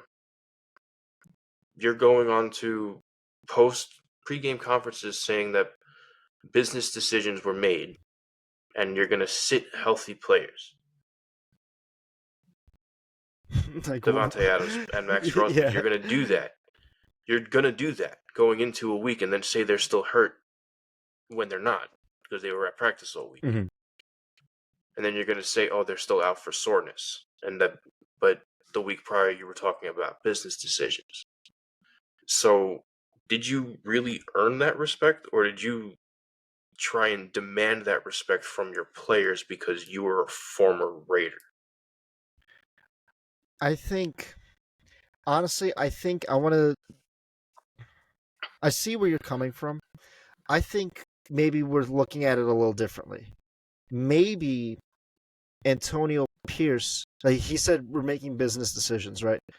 He's not the one that's trading away the players. He's coaching, right? He's coaching the players. Right. In order to I think this is a decision made by Mark Davis and the GM for the Raiders. I think because he doesn't get like the spotlight drawn on him, but he's a lot like Jerry Jones, where he wants a lot of credit for the success of the team. Like if a team is going to have success, he's going to be like, I want that success. And maybe Mark Davis is the one deciding to trade these players and try to rebuild. And maybe Antonio Pierce doesn't have the authority to do that. So if Mark Davis is like, don't start Devontae, I want to trade him, then what can Antonio Pierce really do if like your boss is telling you not to start these players? So I think that maybe he's caught in a bad predicament, but it seems that there's not a lot of good that can really be taken out of it right now, because there's not a thing that they do. The only good thing that they do right is that they have Max Crosby. Right. He's the only good thing coming out of the Raiders right now. Yeah, aside from that, it's very forgettable. And it's like you're in a division where you play Kansas City twice a year, so you're losing that each go around, and the Chiefs just toy with them. I promise you, the next game that the Raiders have against the Chiefs, Mahomes is going to put up numbers. Right. He's going to put up some numbers. And you're getting rid of your good players for a rebuild. Do you want? Does he want Tom Brady to kind of have a little bit more authority in the offseason? I don't know. I think that we really need to just kind of like, for the Raiders, see who's really making the decisions. And I don't think Antonio Pierce he has the authority to make the decisions that he wants to. Well, while I'll agree that he doesn't have the authority to make the trade, he has the authority to sit them. Mm-hmm. You know, to initially sit them. Mm-hmm. Put them on the bench when they're healthy. That is his decision as a coach at the end of the day. Mm-hmm. Management can be like, don't play them, I want to trade them. But if they're healthy and they're going to help win a game, he's going in. As a coach, he's going to go in because he's going to help produce for the team. Mm-hmm. But as a coach, if you're making the decision to sit a healthy player, that is the coach who made that decision prior to game time, if that makes sense. You know Even what I if mean? Mark Davis said, I don't want you to play him? If it came down to it, I think some coaches would go beyond that and they'd be like, no, I need him. I need him in to help us win this game. Mm-hmm. You know, I understand you're going through trades, but we need to, and that's mutual respect between management and coach. Like you were saying earlier, comes to trust. Mm-hmm. It seems like there's a disconnect somewhere in the trust level all the way through, from management to coach to players in Vegas. And until they find out where that's coming from, they're going to continue to struggle. Yeah. No, I absolutely agree with you. Also, the new GM of the Raiders his name is Todd Telesco. I know he just recently came into the building. I think it was last year or so. But remember, the Raiders are still recovering from Josh McDaniels. Well, and also John Gruden too. Like they have really kind of gotten in their own way, the Raiders, where it's like they don't necessarily like. Is it really the right move to bring Josh McDaniels or John Gruden? In hindsight, no. But was it a big play that kind of got eyes looking at the Raiders? Yeah, a little bit, right? Of course. And so I think that these owners need to understand where it's like, are these decisions that I'm making really in the name of winning or in the name of publicity? Yeah, I can agree with that. You got to focus more on the franchise versus starting the conversation. Exactly, where it's like, what makes a better football team, not what makes the most headlines. Like what makes us a better conversation, or what helps us win games. Exactly. I understand. I hear you. So, Raiders, you got to do some soul searching, man. Will Tom Brady Seems like have the running theme is crisis of identity with these freaking 2 games. Honestly, yeah. Look at these 2 games. Both teams where it's like, they need to just find out who they are and where they want to be. Because next year, by this time next year, when we're talking these teams, it's going to look completely different. For Every all four dynamic of is going these to teams that we change. have talked about, is going to look 100% different, Yeah.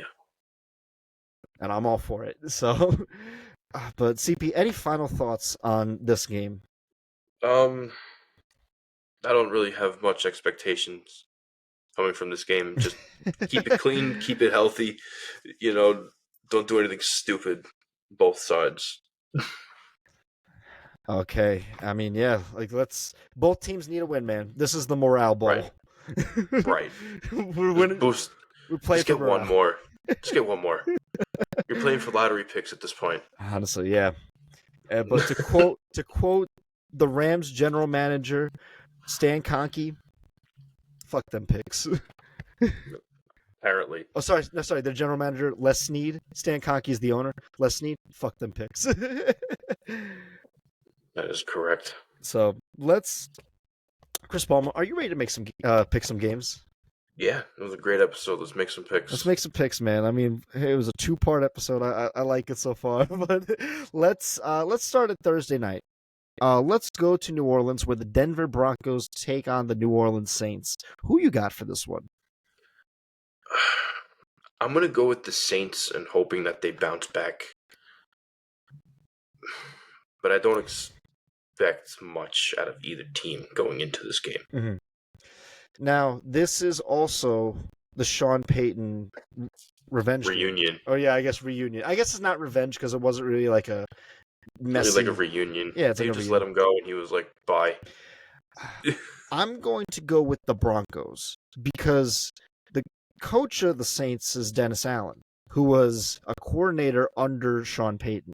So it's basically the master going against the apprentice, coaching wise. Right. And I guess who do I trust more, Bo Nix or Spencer Rattler?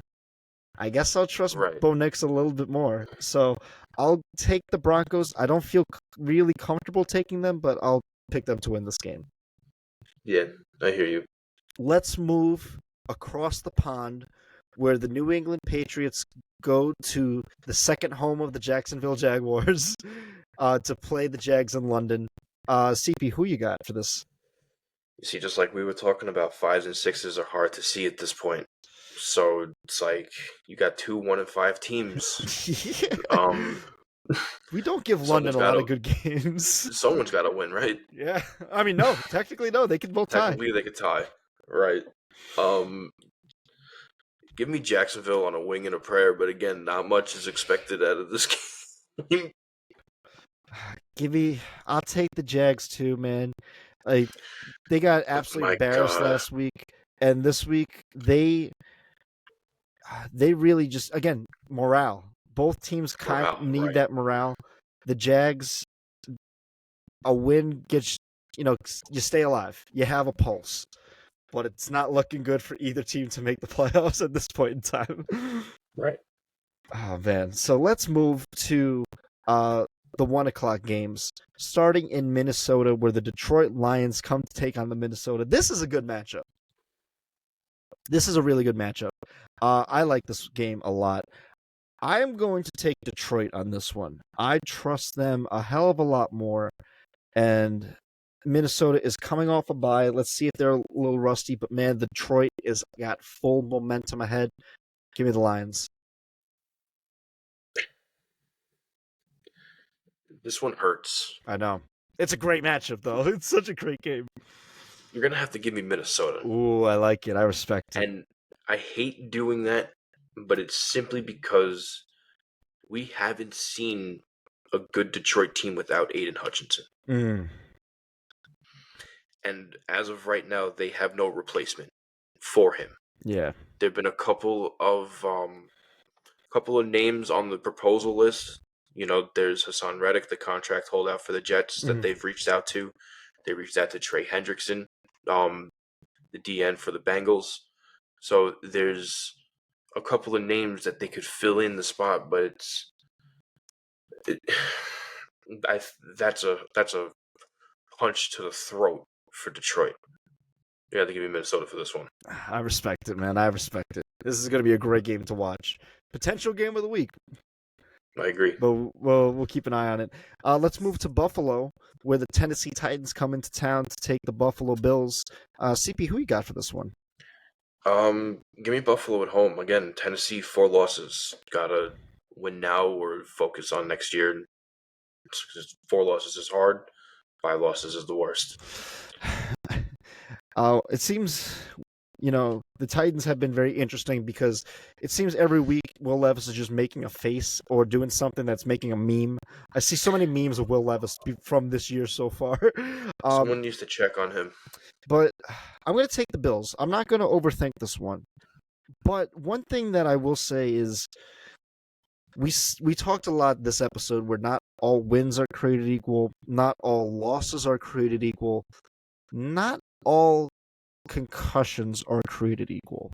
Because Josh Allen last week, I thought for sure he was walking into that Jets game concussed and probably should not have stepped into that game because of the weeks prior he really had a lot of head injuries. Visible head injuries where he's just out. Um so when you look at Josh Allen, I'm like, okay, he looks fine. He looked fine on Monday. So, but you could tell that he did have a concussion a couple weeks ago, and that also got me thinking about Tua as well, where it's like his head is a lot different than Josh Allen's head. So, not all concussions are created equal. So for any player that has suffered a concussion, this season or any season, hey, we wish you the best of luck and hope a good recovery. Speaking of Miami, the Dolphins go to Indianapolis to play the Colts. I believe Tyler Huntley is still starting at the moment, but Tua was showing symptom free as of last week, but I wouldn't expect him to start this week. But CP, for this matchup, who you got? Give me the Colts. I got no reason for Tyler Huntley. I'm not a fan of him. I I have a lot of respect for Tyler, man, but man, it's this Miami offense looks night and day without Tua. He's just totally deflated without him. Totally deflated. Give me the Colts and Joe Flacco. They seem to have he seems to understand this playbook and how to score points with these players. So I'm gonna take Joe Flacco. Let's move to Atlanta, where the Seattle Seahawks take on the Atlanta Falcons. This should be a really good matchup. I was looking at this one. I like this one. CP, who you got for this? Give me Atlanta at home. Again, Seattle's lost 3 straight. Atlanta's coming off a big win, and they're at home. And Kirk Cousins seems to have found some momentum with this team. Yeah, I'm gonna go with Atlanta as well. I think the first couple weeks were a little rough for Kirk Cousins, but now he's really kind of found his groove with these guys. So I'm gonna go with the Atlanta as well over the Seahawks. Let's move to Green Bay for another potential game of the week. The Houston Texans coming to play the Green Bay Packers. This is going to be very interesting. But CP, who you got for this one? This game has "See you in January" written all over it. Talking Super Bowl? You never know. Never know. Mm-hmm. Give me Houston. Ooh. But this is gonna be a firefight. Give me Green Bay. I think this is going to be a Love really it. good matchup. And This is a slugfest. yes, both teams match up very well to each other. Okay, let's move to the AFC North, where the Cincinnati Bengals go to Cleveland to take on the Browns. CP, who you got? Does Jameis Winston start in Cleveland? I don't know. Give me the Bengals. I think the Cleveland Browns move to 6 losses, but keep an eye out for Nick Chubb. He's coming back this week, so keep an eye out for him. See how he does. Absolutely. I'm going to take the Bengals as well. They have their expectations are greater than Cleveland's. They expect to make the playoffs. They expect to be contenders for a Super Bowl. Cleveland, they are expecting to get rid of Deshaun Watson sometime soon. so Right. So that is really where both teams stand. Since he has a lot to play for, I'm going to take the Bengals over Cleveland. let's move to the MetLife for the Saquon Barkley revenge game against the Giants. The Eagles come into town to play the G-Men. CP, who you got for this? Give me Philly, but again, they can very easily play down to the Giants level and lose this game. But give me Philly. Yeah, I'm gonna take Philly as well, but I'm skeptical with Philly. I don't think this is gonna be a pretty game for either team. I think this is gonna be very ugly, but man, the just give the ball to Saquon, man. He wants this. He wants this Just run the game. goddamn ball. Just run the goddamn ball. Don't overthink it. So CP, let's move to LA where the Raiders take on the Rams in the second game that we talked about this week. So CP, who you got for this one? In the Morale Bowl. The first one. The first Morale Bowl. Give me the Rams. I trust Matt Stafford a hell of a lot more than anybody on the Raiders. But if the Rams can't find a way to stop Max Crosby, it could flip. Yeah, I'm gonna take the Rams as well. I just trust Sean McVay more than Antonio Pierce. But man, the Rams, you gotta get better on defense, man. You gotta get it together. When when the Rams can't stop teams from scoring, but the Raiders can't score. That's going to be a very interesting matchup with that offense against that defense. So, but I'll take the Rams to win this game. Let's move to Washington, where Carolina comes into town. We're taking Washington, right? This is a wash. Come on. Okay. We'll put the wash in Washington. Enough said. But let's move. No pun intended. Let's move to San Francisco. Chiefs come into town off the bye week to play San Francisco in a Super Bowl rematch. Chris Palmer, who you got? Give me San Francisco. I still have an ugly taste in my mouth from that Super Bowl. Watching Dre Greenlaw go down, walking onto the field, and that being the turning point that won the game for Kansas City. Give me San Francisco, but it's going to be a hard feat. Yeah, I'm gonna take Kansas City. If San Francisco was 100% healthy, I would, but they've been really getting injured week by week, and it's really tough to see. But I gotta give a lot of credit to Brock Purdy, man. He's playing well in this time. In Christian McCaffrey's absence and Debo's absence, he's still finding a way to score points and sling that ball. So I think that this is it's going to be a great game, but I'll take Kansas City to win. Cool.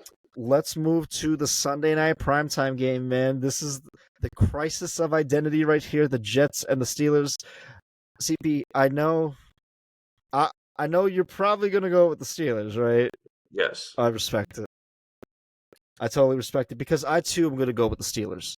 It's hard to vote for the Jets in any sense at this point in time. Even if they weren't playing the Steelers, it'd be hard to vote for them. It is really hard to play in Pittsburgh under the lights with Mike Tomlin knowing you're in disarray. And he's got plenty of film to work with. Doesn't matter if Devontae's coming or not because he's ready. TJ Watt, he wants him. He wants Rodgers. So this is going to be, I think, a game probably similar looking to the Steelers-Cowboys game. Very low-scoring affair. Maybe first to 20 wins, but we'll see. Both defenses are great. Both offenses have not really found their groove. So let's see if they make the change that is going to really be the key to unlocking their offense. Right. Okay, so that's the Sunday night. And now we have two Monday night games.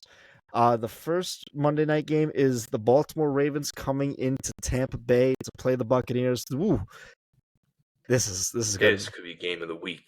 This could go down as game of the year if it has that potential. Man, CP, who you got?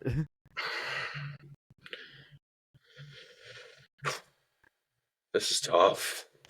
And I'll tell you what, I'm taking the Ravens, Right. obviously, but I will say I think whoever wins this game starts leading the MVP conversation. Now, I would favor MVP more for Baker or Goff at this point in time, but Lamar just puts up the stats, man, and people like what he's got. So I think whoever wins this game is going to start leading that MVP conversation. I can see that. You're gonna have to give me Tampa though. 51 points last I week. know. They are I know. coming in on such a head high. This is the best Baker's ever played. They are white hot right now. They are white hot. If you guys need to be at your top all game, Oh yeah. you fall short for a second, they have the momentum to stomp you guys out, and that's not a normal conversation. Yeah. Oh man. So we got the final game of week 7 right here. Chargers and Cardinals in Arizona. CP, who you got? You have to give me the Chargers. I still want to pay attention more to Arizona, but the Chargers are more form fitted to win this game. They scored in bunches, and they can hold off a team that has problems scoring for a while. And Mm-hmm. Arizona is one of those teams. Yeah. I'm gonna go with Arizona. Um, I do like the Chargers. I like what Jim Harbaugh's done with the Chargers. He's really converted them to a running team, and I think that's really that's a sustainable football team right there. Teams that run the ball do well, right? We preach upon that. Um, Arizona though, they just really have the components to be explosive, and Jim Harbaugh throughout his tenure, he kind of struggles against quarterbacks that can move around and move the pocket and move out of the pocket and escape and have that vertical leg speed that can just shift all around. And that's the one thing about Kyler Murray, man. He's shifty. He's He's fast. he's the shiftiest guy there is, but that's really hard to practice for that. So I'm gonna go with Arizona, but I think that this could be a really fun game to watch. I think both Monday night games are gonna be really fun to watch. Yeah, I agree. This week has got a lot of good games to it. Absolutely, my friend. Absolutely. Well, there you have it, guys. There's all the drawers of this week. There's our picks for the week. Please leave a like, comment, subscribe. This was a fun episode. Please be Two-parter. sure to check in next week. We do have an interview. We will be talking the Saints. Ooh, that'll be Um, fun. so until next week, guys, please, again, if you want to get on for an interview, please contact John or myself, and we will put you in an open slot.